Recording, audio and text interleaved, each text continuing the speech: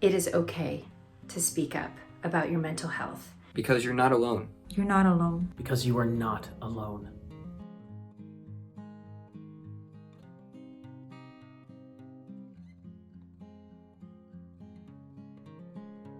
My anxiety has affected my acting career in many ways.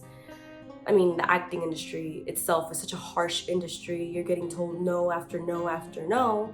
And when that goes hand in hand with anxiety, it starts to deteriorate your self-confidence and you feel attacked like from both sides. And I mean, thinking about it now, my hands are like sweaty. But I remember the times when I would be told, yes, Nancy, you got the job. I started to question myself. Like, was I good enough? Is this for me? Did I do the work? Instead of thinking, yes, Nancy, you did the work, you deserve this, this is for you. And that self-doubt has affected me a lot. When I went through this depressive episode in the year 2000, I tried as best I could to go out on auditions that my agent had set up, but I found it increasingly difficult. And when I did go out on auditions, they were forced, they were ill-prepared, they were haphazard. I just was not committed, I was not into it, and when I was into it, it was desperate, because I was looking for some way to take my mind off of things. My personal mental health journey began at a young age. I suffered from a lot of anxiety. I just didn't know it was called anxiety. I just felt unrest. I felt jittery. I felt like I couldn't focus, and honestly, I just felt suffocated. Later, pursuing an acting career, I realized that I didn't face the fact that I am an anxious person. I'm not gonna go far in this world. Every audition I'd go to, every performance, every song, dance I sing, I always felt like I just am anxious, and this anxiety is gonna show the world how actually unstable I am, or as if something wasn't right with me. And actually many times I'd go to an audition and I feel physically put together, but my anxiety would take the best of me and I would feel like I'm shaking. And then I'd ask a friend, did I look like I was shaking? And then they're like, no, you didn't look like you're shaking. But deep inside, I know that I'm an anxious person and this anxiety is there. And of course, living in the world that we live in, people really don't talk about it. Anxiety is not something people talk about. It's something people actually look down upon. Are you anxious or are you just scared? Because you're just scared, right? You're just scared of performing. You're just scared of people watching you. No, I'm not scared. I biologically feel like something is happening inside of me, and that's what it causes, anxiety. And it definitely has affected, my day-to-day life all the way up to my acting. Pursuing the thing that I love, to the point where sometimes I just wouldn't show up to things.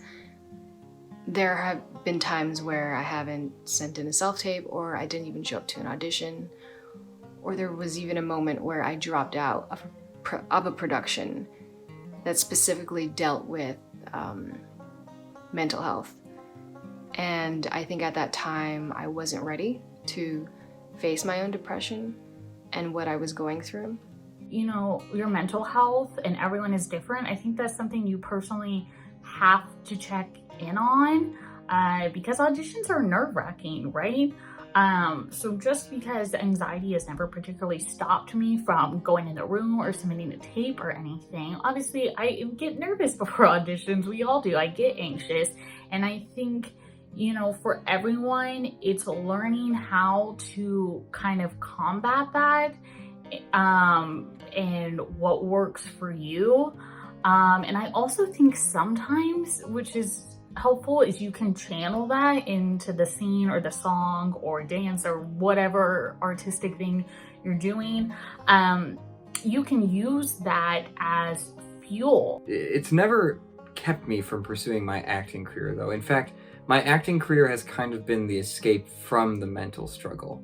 I kind of use it as a way to escape the constant thoughts that go through my mind. I have a lot of things with anxiety and paranoia and things like that, and I find that theater and performance usually distracts me from those things because my mind can focus on a particular thing, like a character or lines or a scene or something like that. My mental health struggles have absolutely interfered with my life. They've interfered with my ability to pursue an acting career and to be cast in a role.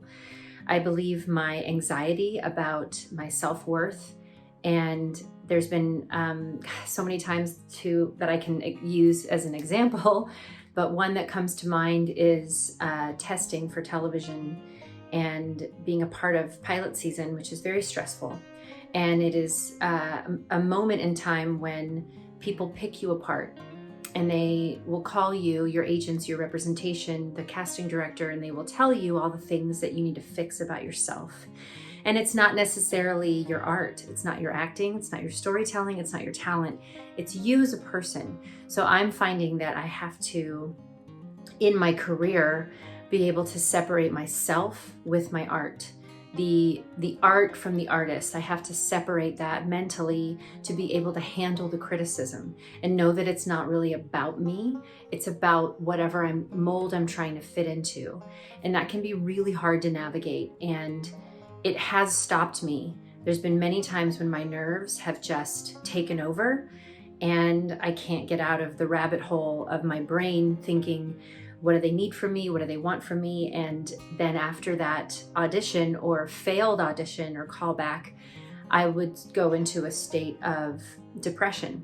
And it would never last for longer than a few days, but the ups and downs of that, which is very common in the entertainment industry, very common in many forms of competitive anything in this world, is very hard to navigate. Very hard to navigate.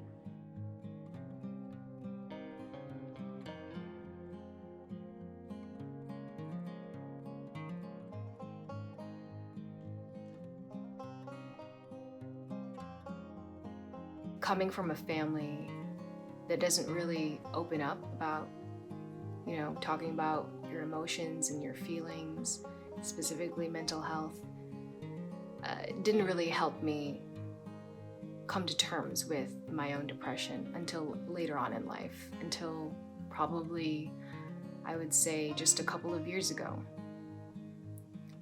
So it definitely has been a personal struggle for me. And I think it has definitely been getting a lot better, but it was a personal choice for me to say that, yes, I want to be open about my mental health, and I have the desire to do so because I want to progress. I want to be able to function on a day-to-day basis. I want to still pursue, the things that I love to do. And that goes hand in hand with keeping my daily practice of reminding myself that, yes, I am worthy to be in this world and that I have things that do matter to me. Gender has affected the way I open up about it, mainly gender, not age and race, but definitely gender. I feel like as a guy, it's much more difficult to open up about your mental health, especially around other men, and especially around older men, because a lot of older men are very old school masculine, and a lot of them are, I think, unwilling to talk about mental health or disinterested with mental health because they don't think it's a real issue that men should have to deal with or that men deal with in general. So I feel like it's very difficult to speak to older men about it, especially, as opposed to like women who I feel like I can talk about it much more freely with. Age, I mean, I'm in my late 20s and 30s encroaching, and I feel like that's hard because 30s was the place that I thought I would always be, financially stable, in a stable, loving relationship, in a stable place in my career, and I don't know if that's going to happen. And I feel like there is a societal expectation for you to have success in your 30s, and I don't know. That's the hard part about it all. My race, my age, my occupation, my gender have all affected my mental health in the way that they affect the way that I open up about my mental health, especially because being a woman, I'm not supposed to really be, not really supposed to talk about these things. I'm also, I've also, as an actress, been not taken seriously with the amount of rejection that you get and what that does to you. It's also just a lot of labels. There's a lot of labels being a woman, a lot of labels being a blonde woman, being a blonde actress, and quite honestly, having a strong voice and having a definitive voice about opening up about your mental health. I've been told many times that many people have many opinions, and what's honestly interesting is it says more about that person with their opinions and their judgment than it does about me. And I think that I know I'm going to continue being vulnerable and honest and open and vocal about the importance of mental health. My race has also been a factor in my mental health because I am coming from a Hispanic household. And if you're coming from a Hispanic household, you know how hard it is to break away from that stigma mental health has. It's almost seen like a joke or non-existent. And so growing up that way, I had to build a thick skin and think, yeah, mental health, what is that? We don't go through that. We don't go through that, right? And breaking free from that was the hardest part of this journey. It was the most complicated part of this journey. And it's hard because these are your loved ones. This is your family that you love, right?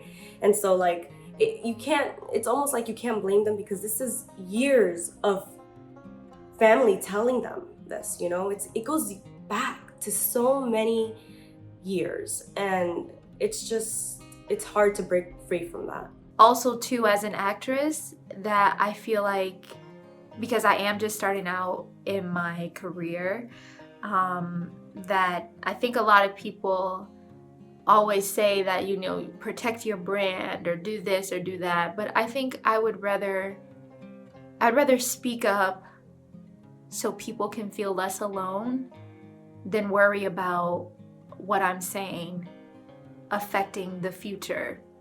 I think what God has for you, no one can take away. And if I could share my story and make someone else feel less alone, that's more worth it for me.